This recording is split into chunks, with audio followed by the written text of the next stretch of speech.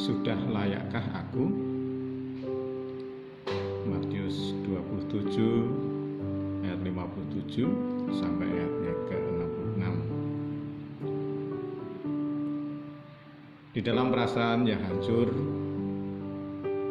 dan juga kehilangan asa, Maria Magdalena dan Maria yang lainnya duduk di depan kubur Yesus.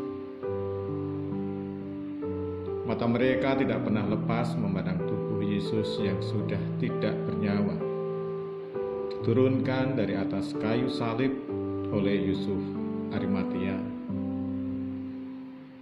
Dengan air mata yang terus mengalir, tubuh yang terasa lemas tak bertulang, dan lidah yang keluh, mereka memerhatikan bagaimana Yusuf Arimatea merawat tubuh Yesus. Mereka melihat bagaimana Yusuf mengafaninya dengan kain lenan yang bersih dan membaringkannya di dalam kubur milik Yusuf Arimatea. Mereka tetap duduk dan berdiam di depan kubur Yesus. Bahkan ketika Yusuf Arimatea menaruh tubuh Yesus dan menutup kubur itu dengan batu, serta pergi meninggalkan kubur itu.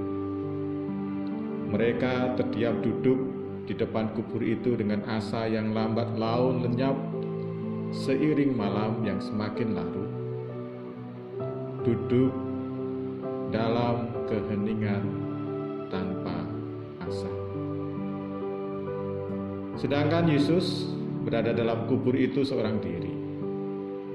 Inilah saat Yesus berjuang di dalam kematian, turun ke dalam alam maut, melawan kuasa kegelapan.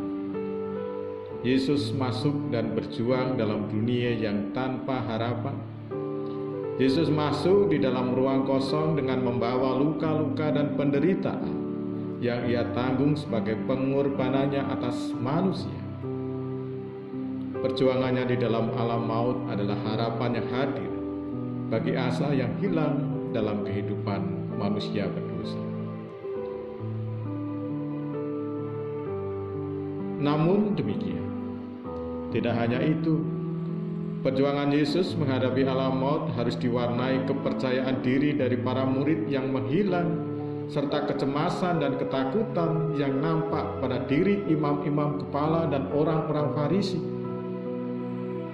Imam-imam kepala dan orang-orang Farisi cemas dan takut akan kebangkitan yang pernah Yesus sampaikan. Mereka berpikir bahwa Yesus bersama dengan murid-muridnya adalah orang-orang yang sama dengan mereka.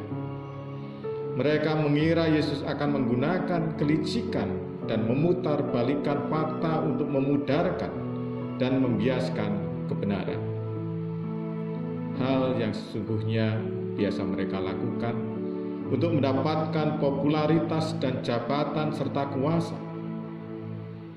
Sesungguhnya tindakan mereka adalah gambaran dari sikap hidup orang-orang yang kehilangan asa atau harapan. Tindakan tanpa kasih dari orang-orang yang kehilangan asa dapat terjadi dalam kehidupan manusia. Mereka menghadapi kecemasan dengan menggunakan pikiran dan kemampuan serta rancangan mereka. Rancangan yang seringkali tidak disertai dengan kasih yang sungguh-sungguh untuk orang lain. Akan tetapi, tindakan yang justru mengorbankan orang lain untuk kepentingannya.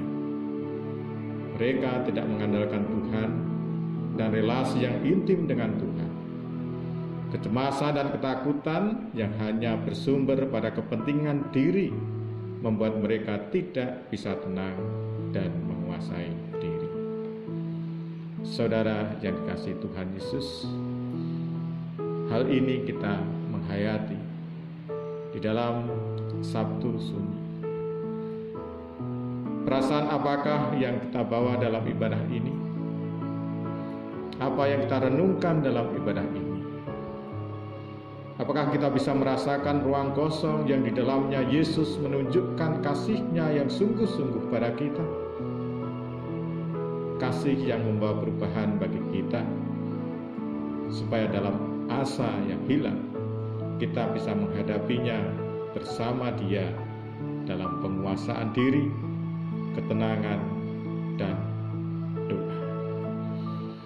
Ataukah kita seperti para imam-imam orang Farisi, di dalam ketakutan mereka akan menggunakan akal mereka untuk kepentingan mereka sendiri?